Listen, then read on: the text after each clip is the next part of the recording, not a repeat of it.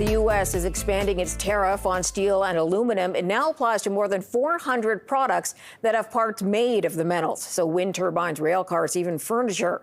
Let's go to Catherine Cobden, President and CEO of the Canadian Steel Producers Association. Thanks for joining us today. Hi, Marilla. Thanks for having me. Was this expected at all? Yeah, I mean, we knew that there was an inclusion process to expand the list of derivative, steel-containing goods that they tariff, but the magnitude, the scope of this is far greater than we expected. Can you expand a little bit on what will be covered under this? I mentioned a couple of things, but if you can give us a greater idea here.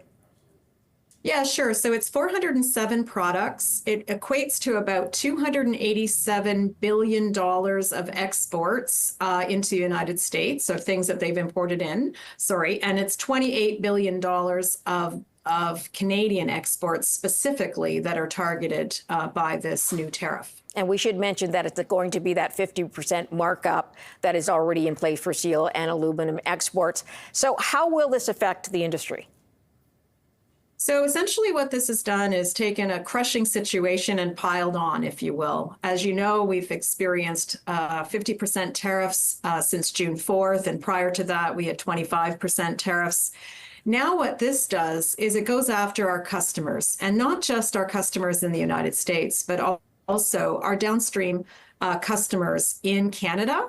So that's a significant blow to the industry once again, and it's certainly another blow to the North American integration of our economies. For decades, we've built these, systems, and now we have to unravel. They're being unraveled, and we have to pivot.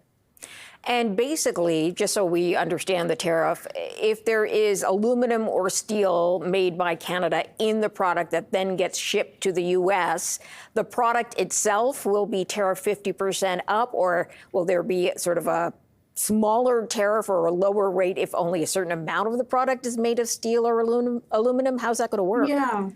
Yeah, so it's actually on the content, the steel and or aluminum content. So for example, if you are shipping a tractor into the United States, the portion of that tractor that is steel will get applied a 50% tariff on the value of that steel. If it has aluminum as well, that will be an additional tariff that you'll pay on the aluminum content. So obviously a tractor has a lot more steel than lipstick, which is also on the list. So, how that is determined, that will be on the shoulders of the importers pulling that product into the United States. It sounds like it'll just complicate matters out the border even more, with the premise that we know some vehicles are CUSMA compliant, but some parts aren't. Do you imagine this will just slow down trade beyond making it more expensive to buy Canadian products? Yeah, I mean, there's also, first of all, I should point out that these derivative tariffs are global again, so not just on Canada, but all around the world. And indeed, to your point, they also target some specific auto parts that weren't already covered under 232, some motorcycle parts for Harley Davidsons, things like that just weren't covered before. So yes, things are getting very, very complicated for exporters into the United States and importers into the United States. I do kind of sense a heightened degree of frustration just on the complication and uncertainty, let alone on the economic disruption that this is happening to steel supply chains on both sides of the border. I mean, this is a very large step. Oh, and I should mention, it doesn't end here. On September 1st, the president will launch another round of consultations in order to increase yet again the inclusion list. So these tariffs at 407 are 407 today. Within a few more months, they may be double that. They may be just another handful. We have no idea. The government, Ottawa, has offered to help the steel and aluminum industries to try and avoid layoffs or closures of plants, that kind of thing. Has that been helpful? How helpful has it been? Where does the steel industry stand as far as layoffs and closures go? So, we've had some significant layoffs, over 1,000 layoffs, and we've had a drop in production and the things of that nature. And we really appreciate the programs that are in place. But what we really want to do is pivot to our domestic markets so that we can be more resilient and not have to rely on programs in these tough times.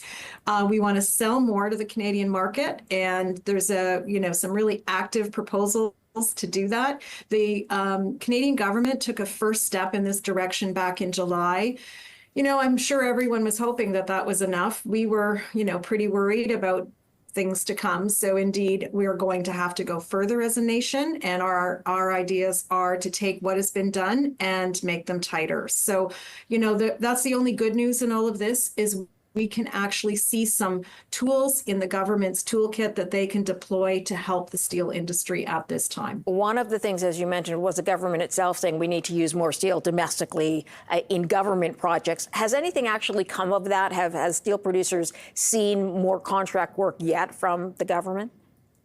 It's very early. It's really too early to tell. I mean, we've always welcomed that, initiative and that development. It is extremely important in the medium to long term. The problem is the projects don't get launched very quickly. If the projects are already under development, to change the sourcing of steel is a significant, effort and may or may not happen. So it's really, in our view, that's a fantastic long-term, medium-term objective. But the short-term issue has to be address the unfair trade steel coming in to our market. And, let's tariff the U.S. steel. There's a lot of U.S. steel coming into Canada, 3 million tons that's coming in tariff-free.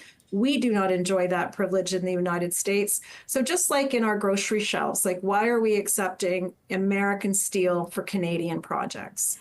I'd also like to get you on China challenging, or going to the World Trade Organization, challenging Ottawa's 25% steel tariffs put in place. What is your take on that complaint by China? Yeah, so, the difficulty is Canada is between two superpowers, and we've taken action against China for very legitimate reasons. They have an overcapacity that is flooding the world with dumped steel. So Canada is doing the right thing here, but of course China is a superpower, and they are not afraid to leverage that power against Canada.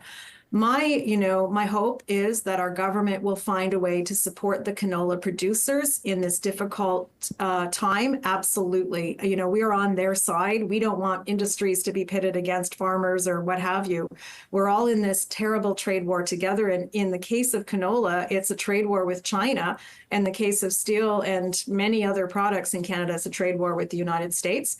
And hopefully everyone can be kept whole and supported. Catherine Cobden, thanks for joining us today. Catherine's President, CEO of the Canadian Steel Producers Association.